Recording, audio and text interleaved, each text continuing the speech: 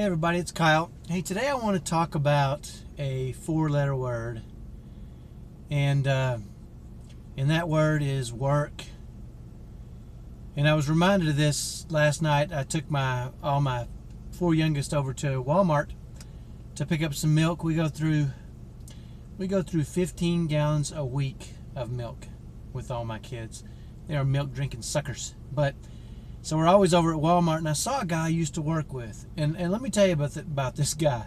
I didn't work with him for very long because this guy spent more time trying to avoid work than anybody I've ever seen in my life. He was, I don't know if the word lazy was right, because he wasn't lazy, because he really worked hard to avoid doing any work.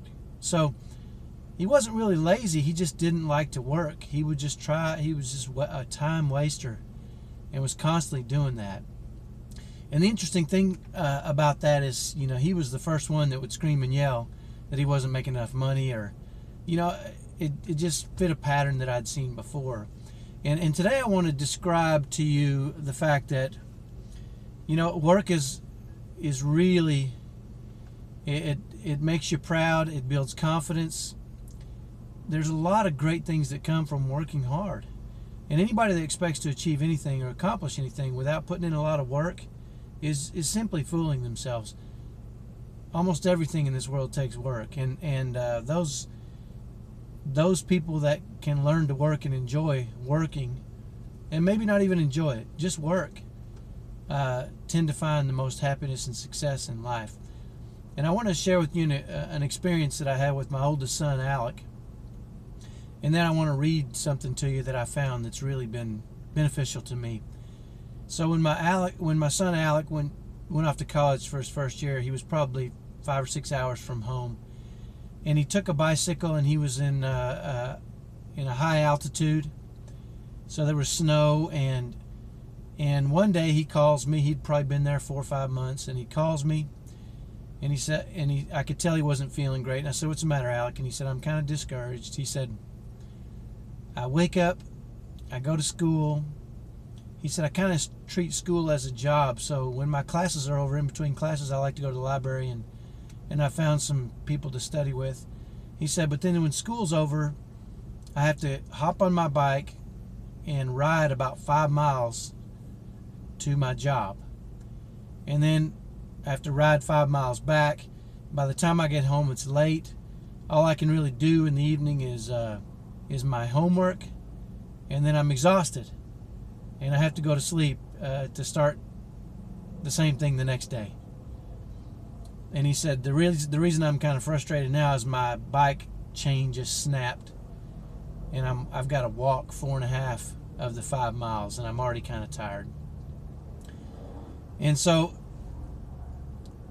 I as he talked, I realized that it was a struggle for him, and that happens to all of us sometimes.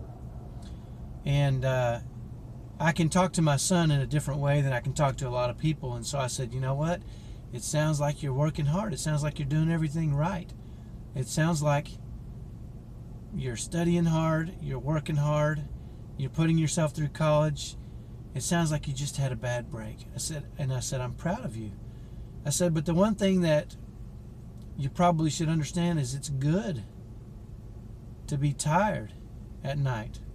It's a good thing to be exhausted. That means you've put in a good, hard day's work." And I won't go into all the detail of all the discussions we had, but at the end of the conversation, he said, "You know what, Dad? You're right. Somehow I knew this is what you'd say, and I can do this, and I'll continue to work hard, and I'm going to figure this out." And he did. And when he came back from college, he even told my wife and I, "Thanks so much for forcing me outside of my comfort zone and making me push myself." And it was really exciting to see that. And so I wanted to share that with you, that certainly work, and it built confidence in him, and it built, he became a prouder individual through working and accomplishing these things. A few years back, I found something that I wanted to read to you that I thought was just profound, and I'm kind of end on this. And it says, "Work is honorable Work is good therapy for most problems. Work is the antidote for worry. Work is the equalizer for deficiency of native endowment. Work makes it possible for the average man to approach genius. What we may lack in aptitude, we can make up for in performance. If you're poor, work. If you're happy, work. Idleness gives room for doubts and fears. If disappointments come, keep right on working. If sorrow overwhelms you, work. When faith falters and reasons fail, work. When dreams are shattered and hope seems dead, work. Work as if your life were in peril, because it is. No matter what ails you, work. And work faithfully. Work is the greatest remedy available for both mental and physical afflictions. And I want to share with you that there have been times in my life where I was distraught, where things got tough, real tough. And I defaulted to this thought process, which is, what can I do? How can I work my way through this? What can I do? And every time I did, it gave me comfort to know that I was moving forward and working hard to accomplish and resolve some of the issues that are so difficult for so many of us. So I want to share this with you today. The answer to all your problems may just be work.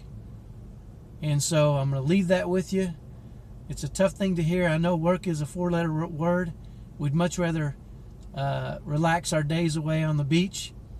But certainly, the greatest things in the world were only accomplished through hard work. So I'm going to leave that with you. Have a great day.